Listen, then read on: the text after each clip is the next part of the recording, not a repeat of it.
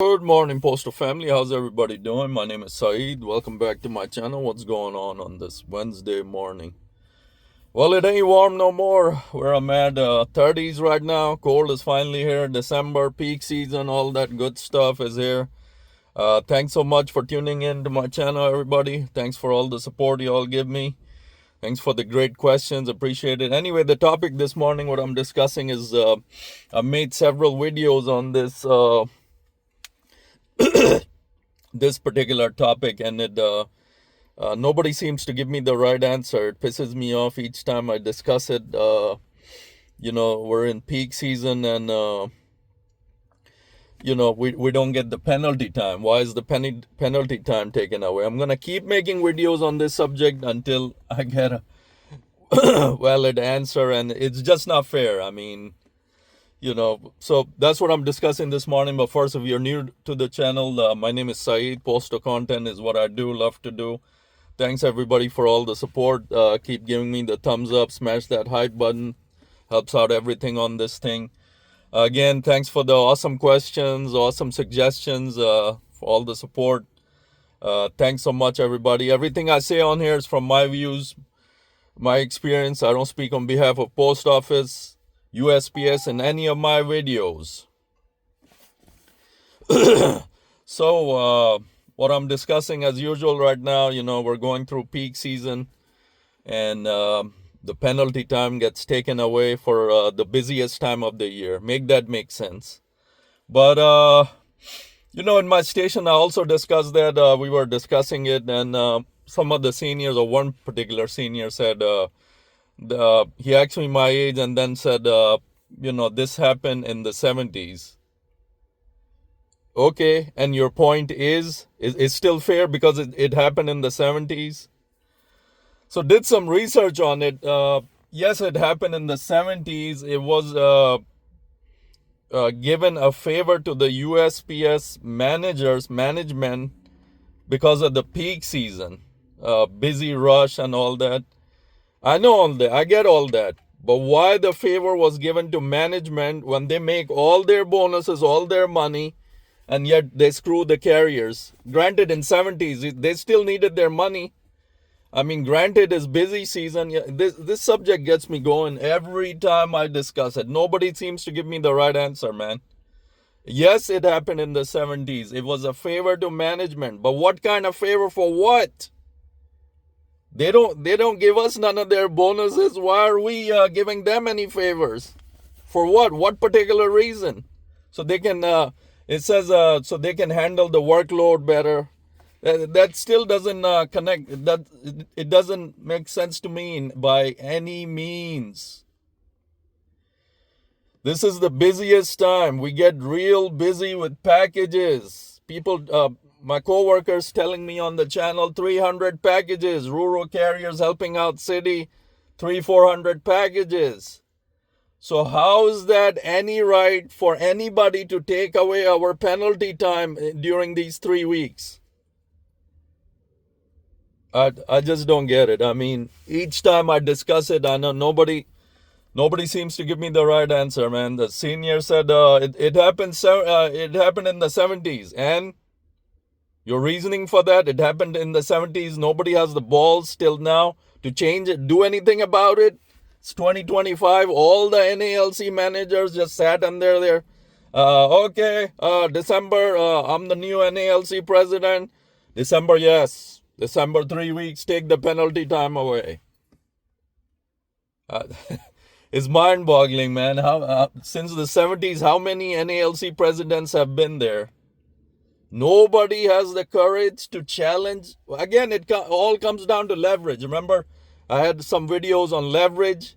There is no leverage. There's no clause or nothing like that where the NALC can sit tight on his seat, make the 6 figures, and say, okay, no more penalty time taken away in December. My carriers deserve that extra money, all the penalty for the extra hard work they put in those 3 weeks, right? But no, apparently no NALC president can stand up all this time. Now we're in 2025, almost 26, and say no more penalty time going away in December. Somebody, somebody in the comments, some senior, explained to me. Okay, I understand it was done in the 70s. I understand it was a favor given to management, but what kind of favor for what? We're the ones doing all the physical work, the packages, right? So I don't. This subject is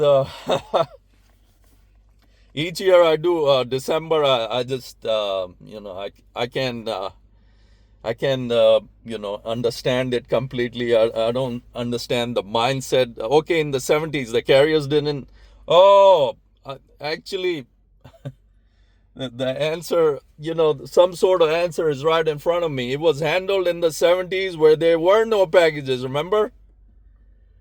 So now it becomes more important for an NALC president to say, look, in the 70s this rule was made, given a favor. Okay, I don't understand this rule at all. Because 70s there were no packages, right? I mean, why was this favor for what? December? Something is wrong. Something is not adding up. I think it was done way after the 70s. I don't know. Just somebody explained to me the history when this started, because the research I'm doing, the answer is not adding up. Because 70s we didn't have no Amazon, so why would this rule be made? It's got to be after that. So I don't know. Maybe some reason for it that makes a lot of sense that I just don't know. I'm waiting for the answer. I mean, like I said, each December I come and, it pisses me off. It pisses all the carriers off. It's the hardest time of the year. We rather have our penalty time right now than the slowest month, January. Okay, take the penalty time away. Nobody's doing it anyway. But when we need it most, set aside the need. We always need extra penalty time, but we're working the hardest. Routes that usually have 20 packages, that these 3 weeks will have 100. They're working extra hard. The 300 packages will go even more. So any way you look at it, we need and we deserve that extra penalty time during these 3 weeks. Whose business is it just to take it away and say, okay, this was the agreement long time ago, and you all just stay silent and do your extra hard work, and we'll give you time and a half overtime all day long, 12 hours, whatever, and get a good laugh out of it, because it ain't messing with our bonus checks, right?